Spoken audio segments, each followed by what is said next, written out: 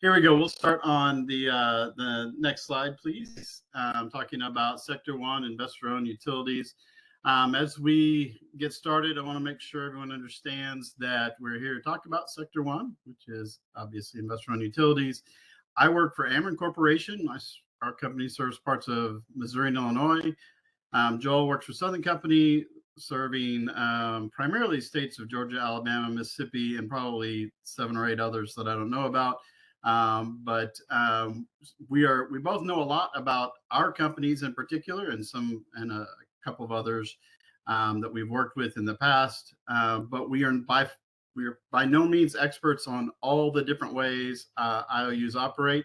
We'll talk some more about kind of that in the future. So, given that diversity of membership, we're going to kind of paint with a broad brush today, and we'll certainly recognize that most of the things we're saying apply to most of the members, and we'll certainly be happy to try and answer any question that comes up. But if we need to go back to get some additional information, we will be happy to do that as well. So with that giant disclaimer, we'll start off with the first bullet talks about as investor-owned, the second bullet, as investor-owned utilities, we are private for-profit corporations owned by public shareholders. Want to make sure that we understand that the for-profit piece of that is important, because that's how we are in business, so we can earn a return on investment for our investors, and while also balancing the statutory obligation that we have to serve our customers reliably and affordably, and we certainly take that charge very seriously. In the third bullet, it should read, IOUs act as public utilities that own some combination of generation, transmission, and distribution to provide electric power to customers over a defined service territory. In the many times we looked at that, somehow we missed to add the word own in there. Appreciate you guys inserting that for yourselves. So we're traditionally vertically integrated utilities where we make, move, and sell electricity. However, over the years, some IOUs have chosen to sell off different parts of their business. Investing in generation resources is one thing that a number of entities have decided to do based on the construct in their particular state, in their particular jurisdiction. At the same time, to further diversify the portfolio of assets, some IOUs have purchased natural gas utilities and also provide that service. I believe both Southern and Ameren, I know Ameren has some distribution natural gas services as well, particularly in Illinois. Back to my first point about we do all this using some combination of corporate debt and shareholder equity to finance that infrastructure investment. And we talk about the size of that investment on the next slide. So I'll turn it over to Joel. Thanks, John. So, we have a saying when we do these types of things that we save the best for last. But unfortunately, John and we were asked to go first. And so I'm not quite sure how to interpret that. But the map that you're seeing here on the screen, this is a pretty good visual representation of the IOUs kind of across the U.S. There are a number of different metrics here. Can you hear me? Yes. Getting a little bit of feedback there. A number of different metrics here that we'll leave. I won't read them all to you, but leave them for your reference. I do think it's important to kind of point out that our customers represent 3/4 of the U.S. population, that we operate in all 50 states in the country, and we participate really in every different market type across the U.S. So we say all of that to say we have a pretty good perspective on things given our broad representation across the U.S. electric industry. Certainly from an asset perspective, IOUs own 34% of the generation. We have 430,000 miles worth of transmission lines. So lots of assets, lots of wire in the air. And all of that kind of drives the over $150 billion investment we make each year in infrastructure. And that includes everything from the transition to cleaner energy resources in a reliable and sustainable way, constructing new, more resilient transmission lines. Certainly, it would include deploying grid-enhancing technologies and self-healing networks, and all of that kind of while working to ensure that we adequately protect the grid from bad actors, whether those are physical security threats or happen to land over in the cybersecurity arena.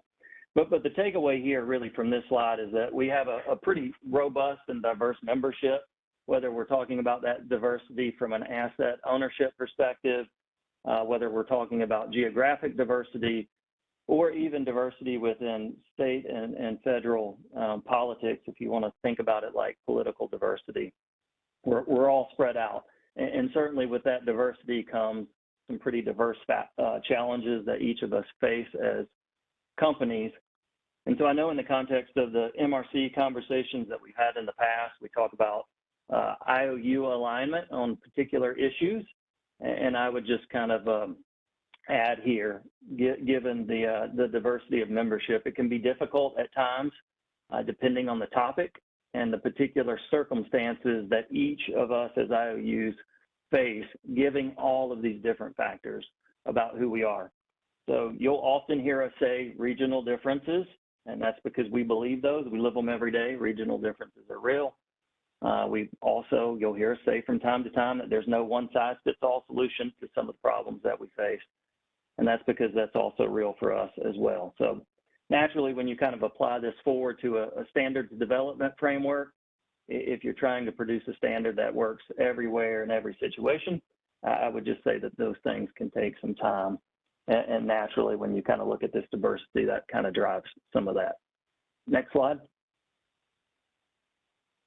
So I'll hop in here. Given the makeup that we've talked about, it should come as no surprise that IOUs perform all the different reliability functions relative to NERC's mandatory reliability standards.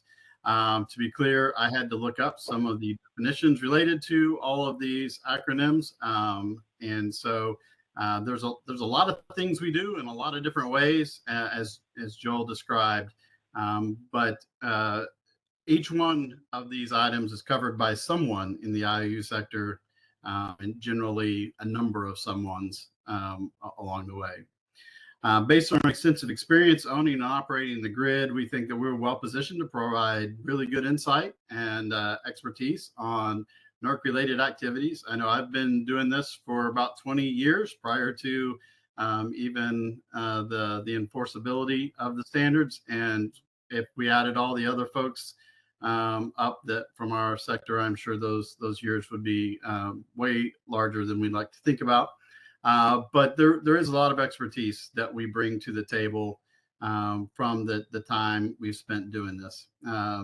We are constructively engaged in the standard drafting teams, various NERC committees, subcommittees, working groups, task forces. We really try to bring our full selves to the table to help make sure that the NERC standards are the best that they can be, apply without issue across the entire footprint, in a way that really makes sense for all the entities involved.